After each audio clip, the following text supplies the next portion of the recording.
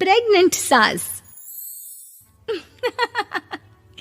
जमाना कितना भी बदल जाए, इतना भी नहीं कि बहू घर आए और सास गर्भवती दिख जाए। देखो मीरा, माँ का पूरा ख्याल रखना है, उनसे अब काम नहीं होता है। क्यों, क्या हो गया है? तुम्हारी माँ तो हट्टी कट्टी दिख रही है, पूरी शादी में घोड़ी की तरह नाची है, अब क्यों काम नहीं होता उनसे?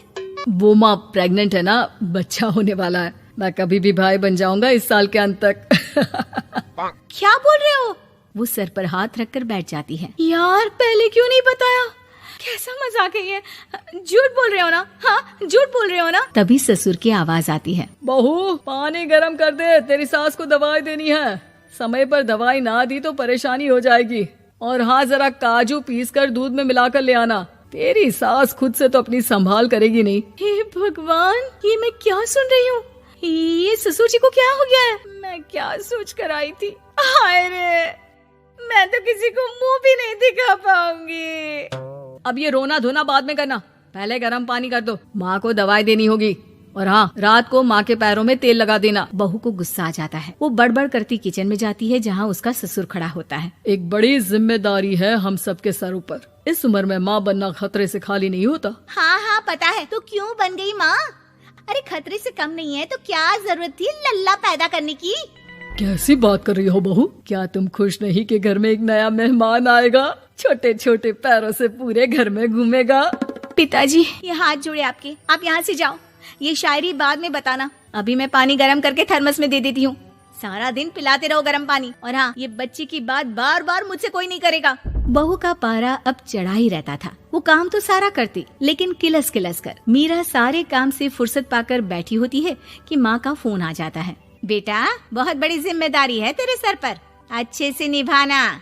ससुराल में हर किसी को खुश रखना वैसे तो मुश्किल है, लेकिन भगवान ही हिम्मत देता है बहू को हर कुछ सहकर सबको खुश रखने की। क्या बड़बड़ किए जा रही हो माँ? जानती भी हो कि यहाँ क्या चल रहा है? मेरी सास, अरे तेरी सास तो देवी है देवी। कितने खुश हो रहे थे सारे तेरी सूरत देख देख कर। पता नहीं जैसे बहू नहीं कोई मन मांगी मुराद मिल गई हो उन लोगों को। अरे बात तो पूरी सुनो। मन मांगी बुरा तो पूरी हुई है। अरे मेरी सास को बच्चा होने वाला है, प्रेग्नेंट है वो। क्या बकवास कर रही है मीरा? ये बात किसी को कहना मत। मुझे तो बता दिया, लेकिन अब अपनी जबान सिल ले। कहाँ है तेरी सास? बात तो करा मेरी। पूछू जरा, पोता पोती खिलाने की उम्र में खुद का बच्चा खिलाने का शौक कहाँ से आ गया? और आया भी तो बताना तो चाहिए था। अब क्या नाक कटाने के लिए हम लोगों से रिश्ता जोड़ा है? रुक, तेरे पापा से बात करती हूँ। मीरा फोन रखकर लेट जाती है। वो एक सपना देखती है कि उसकी गोद में एक बच्चा खेल रहा है। भाभी की गोद में कितना खुश दिख रहा है ना, लग ही नहीं रहा कि भाभी है। मैं तेरे लिए क्या लाया हूँ, सोने की बालियाँ। तेरी शादी में तो मैं बुढ़ा हो जाऊंगा ना। अरे कैसी बात कर रहा है बेटा, इसकी जिम्मेदारी तो तू ही लेगा। हम लोगों का तो कोई भरोसा नहीं, कब ऊपर वाला उठा ले। बहू को सास को देख देख कर गुस्सा आ रहा था। तभी वहाँ पड़ोसन आ जाती है। अरे बहू, तुझसे तो पूछने से भी डर लगता है कि कब खुशखबरी सुना रही है। अब तो अपनी 1 महीने की ननद की ही जिम्मेदारी संभाल ले, बहुत है। अपने जेवर भी रख देना और पैसे भी जमा करना शुरू कर दे। वो बात आगे बढ़ाती उससे पहले ही बहू जोर से चिल्लाकर उठ जाती है। नहीं नहीं नहीं नहीं, मैं अपने जेवर किसी को नहीं दूंगी। अरे कौन ले रहा है तुम्हारे जेवर? तुम औरतें भी ना सपने में भी जेवर ही संभालती रहती हो। मैंने जो सपना देखा है ना, सुनोगे तो होश उड़ जाएंगे। अच्छा, तुम अपना सपना बाद में बताना, पहले मेरा सुनो। कल मैंने इतना अच्छा सपना देखा कि अगर वो पूरा हो जाता है ना तो मैं तुम्हारे लिए रानी हार बनवा दूंगा। बहू अब सारे गम भूलकर पति का सपना सुनने में लग जाती है। अरे क्या सपना था, बताइए ना। बोलिए भी तो, क्या सपना है? मैं पूरा कर दूंगी अगर बात रानी हार की है तो। बोलिए बोलिए।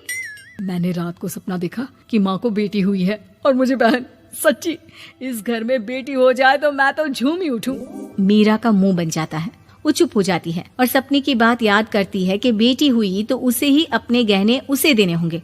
फिर तो रानी हार की जरूरत पड़ेगी ही। भाई लड़की बड़ी होगी, उसकी शादी होगी तो जेवर तो चढ़ाने ही होंगे ना, कहाँ से आएंगे वो? कितनी समझदार हो तुम मीरा। मैंने भी यही सोचकर तुम्हारे लिए रानी हार लेने का सोचा था। अरे फूटी किस्मत मेरी जो ऐसा परिवार मिला। मेरे पापा की तो मैं अभी क्लास लगाती हूँ, जो सब जानते हुए भी ऐसे परिवार में मेरी शादी कर दी। बहू पिता को फोन लगाने ही वाली होती है कि ससुर की फिर से आवाज आती है। बहू, गरम पानी ले आ जल्दी, थर्मस में खत्म हो गया है। बाद में खबर लेती हूँ मैं पापा की, पहले सास को गर्म पानी दिया हूँ। बहू अभी किचन में काम कर ही रही थी कि मीरा के मम्मी पापा आ जाते हैं। वो हाथ में ढेर सारे फल लेकर आते हैं।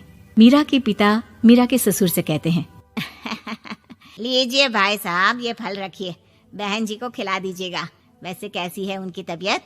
बस पता तो है आपको, ऐसे वक्त में जो होता है बस वही सब। मुझे तो सुनकर बहुत गुस्सा आया था, लेकिन चलिए, भाग्य में जो है लिखा उसे कौन टाल सकता है। डॉक्टर को दिखाए? हाँ, बस डॉक्टर आने ही वाला है।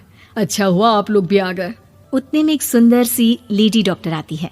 पेशेंट कौन है आप? अरे नहीं जी, मैं तो बहू हूँ इस घर की। मैं तो अभी सोच भी नहीं सकती पोता या पोती के बारे में, अभी तो मेरी सास ही। अरे चुप हो जाना, देख तो ले, डॉक्टर है ये, किसी के भी सामने गुस्सा फोड़ देती है। डॉक्टर कमरे में जाती है और थोड़ी देर बाद बाहर आ जाती है। पीछे से सास भी निकल आती है। हे भगवान, इतना दुख तो किसी को भी ना दे जितना मुझे दिया है। देखिए बहन जी, आप लोगों को तो ये सोचना भी नहीं चाहिए था। वही तो मैं भी कह रही थी कि आप लोगों के लिए तो सोचना भी गुनाह है, लेकिन अब पछताए होत क्या जब चिड़िया चुग गई खेत। डॉक्टर वहाँ से चली जाती है। मैं माँ नहीं बन सकती, मैं प्रेग्नेंट भी नहीं हूँ। ये कैसे? तुम तो बोल रही थी कि अरे वो गैस का दर्द था और पेट भी गैस से फूल रहा था। डॉक्टर ने चूर्ण दे दिया है, गर्म पानी से फांकना है। मैं अभी लाती हूँ गर्म पानी। अरे मैं तो गीजर ही लगा देती हूँ। हाय रे, खुशी के मारे पागल ना हो जाओ।